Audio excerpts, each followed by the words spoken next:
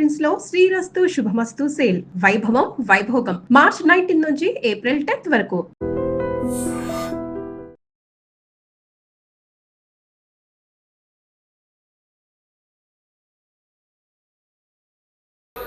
మా ఇన్ఛార్జ్ మంత్రి వల్లనే నాకు, ఎందుకంటే నేను సురువుల మా శ్రీధర్ బాబు మాకు ఇన్ఛార్జ్ వస్తా అంటే నాకు మంచి మిత్రుడు ఆయన. నాకు అప్పుడు ఆయన మంత్రి ఉన్నప్పుడు 2009లో నా కాలేజీలకు హెల్ప్ కూడా చేసిండు ఆయన. కానీ అట్లా వచ్చినందుకు ఇప్పుడు మళ్ళీ మాకు ఇన్ఛార్జ్ మంత్రి అయినందుకు చాలా హ్యాపీగా ఫీల్ అయినా. కాకపోతే ఇప్పుడు ఎంత బాధపడుతున్నా అంటే అంత బాధపడుతున్నా, భరించలేను ఆ బాధను. నా గుండె ఇట్లా బాధతోటి భరించలేకపోతున్నా. ఎందుకంటే జవాన్ నగర్ అనే ప్రాంతము నా గుండెకాయ. అలా ప్రజలకు చెప్పిన, అందరికి చెప్పిన, దాన్ని అంతా కూడా జిహెచ్ఎంసి మొత్తం చెత్త అంతా తెచ్చి కొన్ని ఏళ్ళ సందే ఆడనే వేస్తున్నారు. పర్లే వేస్తున్నారు, అది కాంగ్రెస్ టైంలో సందే వేస్తున్నారు, ఇప్పటిదాకా కూడా వేస్తూనే ఉన్నారు. అది కంటిన్యూ కాంట్రాక్ట్ ఉంది వేస్తున్నారు. మీ దాంట్లోనే కంటిన్యూషన్ అని చెప్తున్నా. నా జర ఓపిక పట్టడానికి దండం పెడతా. ఎందుకంటే ఆ చెత్త వేసినప్పుడు నేను మంత్రి ఉన్నప్పుడు మా కేటీఆర్ గారు 500 కోట్లు ఇచ్చిండు. చెత్తతోటి కరెంటు తయారు చేసే ఉత్పత్తి ప్లాంట్ ఆడ తయారు చేసినాం దాన్ని. అది కాకుండా 144 కోట్లతోటి క్యాపింగ్ పెట్టిన, మొత్తం మట్టి పోసి గడ్డి పెట్టి అది గుట్ట లెక్క తయారు చేసినాం.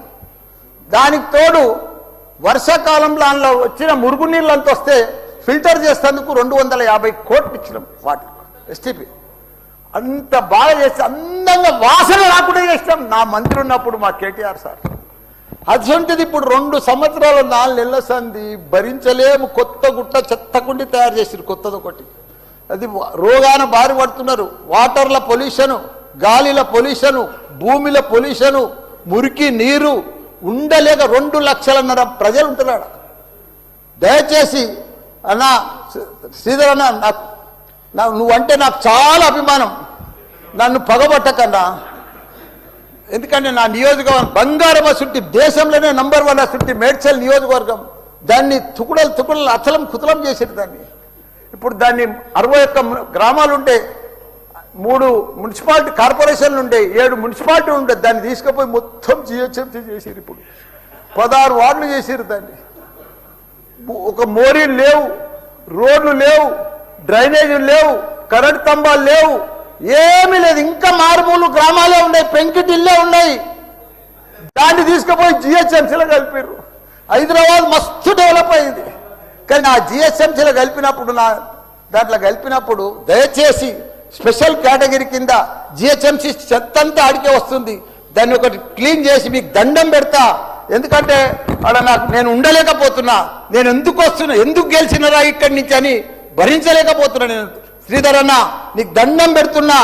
అదొక్కటి నాకు స్పెషల్ ఫండ్ ఇచ్చి 500 కాదు 1000 కోట్లైనా సరిపోవు. నువ్వు దీనికి బడ్జెట్లో ఇక్కడ జిహెచ్ఎంసీకి ఇచ్చిందంతా కూడా దానికి ఇవ్వాలి. ఎందుకంటే ఈ చెత్త అంతా అక్కడనే వస్తుంది. అక్కడ కూడా ప్రజలన్నా, పేద ప్రజలన్నా, డెవలప్ లేదన్నా, మోరీలు లేవన్నా, రోడ్లు లేవన్నా, లైట్లు లేవన్నా, చచ్చిపోతున్నారన్నా, రోజు ఒకరు చచ్చిపోతున్నారన్నా, హాస్పిటల్ బారిన పడుతున్నారన్నా ప్రజలంతా. నేను చూడలేకపోతున్నా, నేను భరించలేకపోతున్నా. నీకు దండం పెడతా. ఇదొక్కటి నాకు స్పెషల్. ఒక్కసారి మీరు ఇన్స్పెక్షన్ చేసి అక్కడ రావాలని కూడా కోరుతున్నా. మీరు ఈ నడుమ ఇనాగ్రేషన్ కూడా వస్తలేరన్నా. ఆ మహేందర్ రెడ్డిని పంపిస్తురన్నా. మీరు కావాలనే వస్తురన్నా, కుట్ర పంపుతురన్నా, నా మీద కుట్ర పంపుతురన్నా. ప్లీజ్ దయచేసి అదొకటి మీరు రావాలి. కృష్ణారావు గారు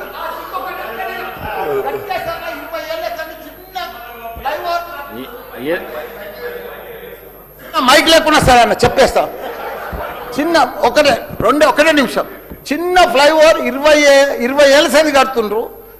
డబ్బులు లేకపోతే కూడా నేను 2 కోట్లు బదలిప్పించి ఆయన 90% కంప్లీట్ చేసిన. ఆయనకు 4 కోట్లు రావాలి. 3 చచ్చిపోయారు వీడికి. ఆ ఫ్లైఓవర్ బంద్ ఉన్నది గట్కేసర్లా. దయచేసి ఆ 4 కోట్లు రిలీజ్ చేపి అన్న, నీకు దండం పెడతా. ఆ గట్కేసర్లా ప్లీజ్ అన్న. నీకు లెటర్ కూడా ఇచ్చినా, నీకు మొత్తం ఐడియా ఉంది దానికోసం. థ్యాంక్ యూ అన్న, థ్యాంక్ యూ అన్న. చివరిగా కృష్ణారావు గారు. ధన్యవాదాలు దిశ. మా శ్రీధరన్న మంత్రి అయ్యి 2.5 ఏళ్ళు లేదన్న. మా కేటీ రామారావు చెప్పారు, మీ మంత్రి మంచి మంత్రి వచ్చిండు, డెవలప్ చేస్తారు అని చెప్పినప్పుడు చాలా హ్యాపీ అయ్యాను నేను.